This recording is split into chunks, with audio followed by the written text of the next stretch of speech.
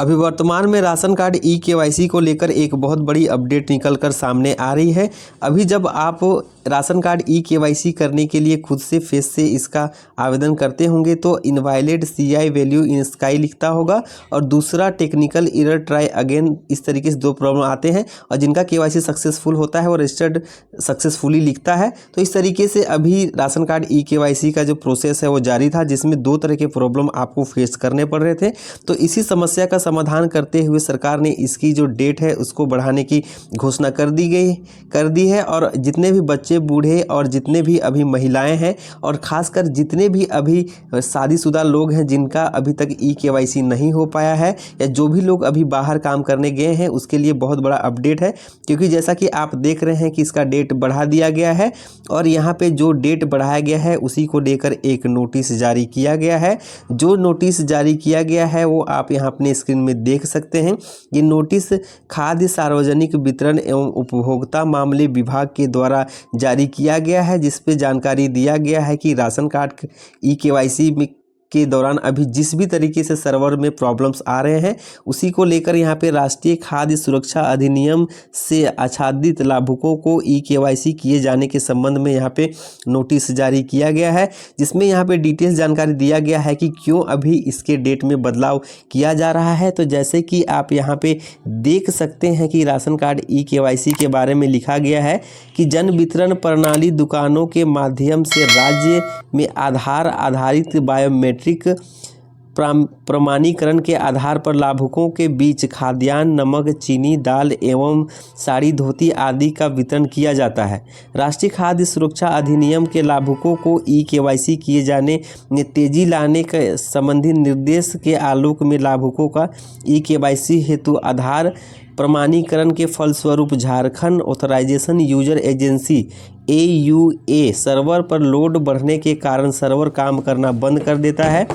इस तकनीकी कठिनाई के कारण ना तो खाद्यान्न एवं आवश्यक सामग्रियों का वितरण हो पा रहा है, ना ही ई-केवाईसी हो पा रहा है। साथ ही आपको बता दें कि जो राशन कार्ड ई-केवाईसी की पहले एक प्रक्रिया थी कि आप डीलर से कराइएगा और खुद से भी कर सकते हैं, दोनों प्रक्रिया जारी रहेगा। इसको लेकर डेट बढ़ा दिया गया है, अब आपको बिल्कुल टेंशन लेने की ज़रूरत नहीं है। साथ ही आप यहाँ पे जो इसका डेट बढ़ाया गया है उस पर देख सकते हैं, ऊपर वर्णित परिस्थिति में सम्यक विचार उपरांत यह निर्णय लिया गया है कि सर्वप्रथम खाद्यान्न एवं अन्य आवश्यक सामग्रियों का वितरण कार्य को प्राथमिकता दिया जाए।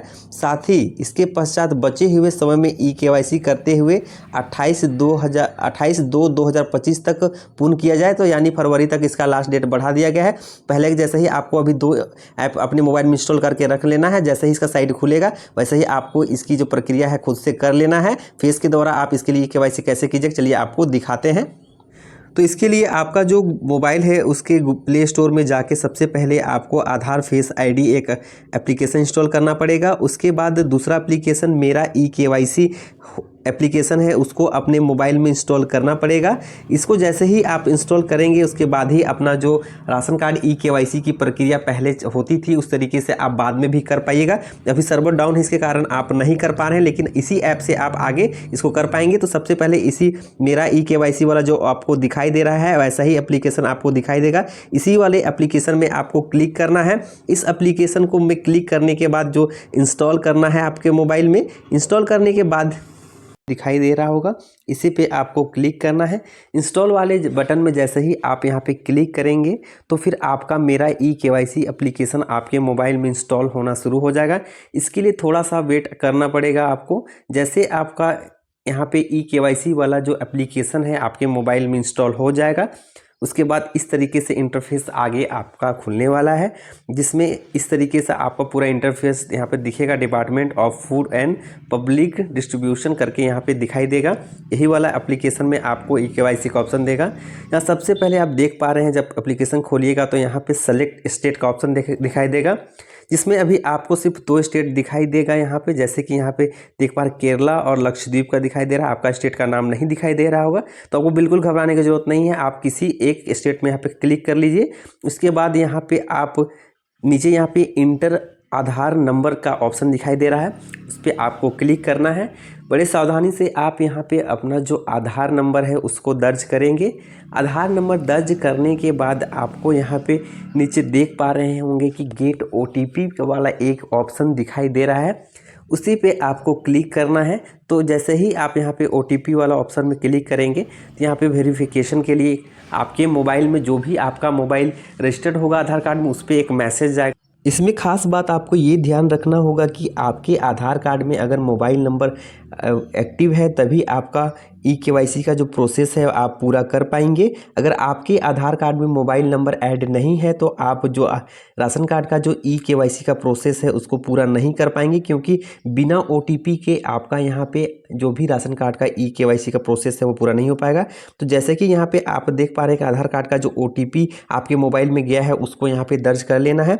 उसके बाद यहाँ पे जो भी यहाँ पे कैप्चा दिखाई दे रहा है उसको बड़ी सावधानी से आपको भरना है। जैसे कि आप यहाँ पे देख पा रहे हैं जो कैप्चा है उसी को यहाँ पे दर्ज करना है। तो कैप्चा दर्ज कर लेने के बाद आपको आगे का जो प्रोसेस है उसको फॉलो करना है, जिसके बाद आपको फेस के ID द्वारा आपका जो KYC है वो पूरा किया जाएगा। जैसे कि मैंने यहाँ पे कैप्चा दर्ज कर लिया है, उसके बाद सबमिट वाला ऑप्शन में यहाँ पे क्लिक कर लेना है। सबमिट वाले ऑप्शन में जैसे ही क्लिक किया जाता है उसके बाद आपका पर डिटेल्स यहाँ पे खुल के सामने आ जाएगा। जैसे कि आप यहाँ पे देख पा रहे हैं कि जो भी आपका राशन में जो डिटेल्स है वो आपको दिखाई देगा। यहाँ पे आप नाम अपना देख सकते हैं, आपका स्टेट देख सकते हैं, यहाँ पे आपका राशन कार्ड नंबर देख सकते हैं, आप अपना डिस्ट्रिक्ट देख सकते हैं। यहाँ पे eKYC का जो स्टेटस है वो नहीं दिखाएगा आपको, बस यहाँ पे आधार नंबर का जो आपका 4 डिजिट है लास्ट वो दिखाएगा। उसके बाद नीचे आप देख रहे हैं फेस eKYC वाला एक ऑप्शन आपको दिखाई दे रहा है, इसी वाले ऑप्शन पे आपको क्लिक करना है।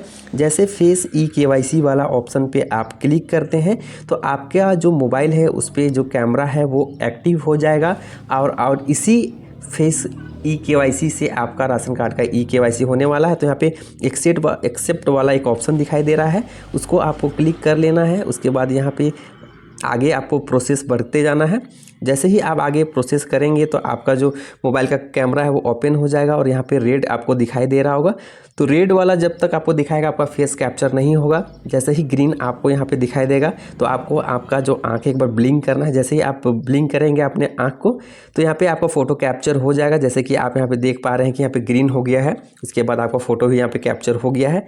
जैसे ही आपका फ़ोटो कैप्चर हो जाएगा उसके बाद फाइनली आपका ऑटोमेटिक यहाँ पे सबमिट ले लेगा। जैसे ही सबमिट लेगा इसका मतलब आपका जो eKYC की प्रक्रिया है वो पूरी तरीके से सक्सेसफुल हो गया है। अब आपको राशन कार्ड का eKYC फिर से दोबारा करने की जरूरत नहीं पड़ेगा। इसी तरीके से सिंपल प्रोसेस को आपको फॉलो करना है और आप बड़े आसानी से अपने फेस के द्वारा अपने घर बैठे अपना आधार कार्ड से और अपने जो भी फेस ID से अपना जो राशन कार्ड का eKYC है बड़े आराम से कर सकते हैं। तो आशा करता हूं कि जानकारी आपको अच्छी लगी होगी और इसी तरीके से सरकारी योजनाओं से जुड़ी जानकारी के लिए आप इस चैनल के साथ जुड़े रहें। तब तक के लिए जोहार, जय हिंद, वंदे मातरम।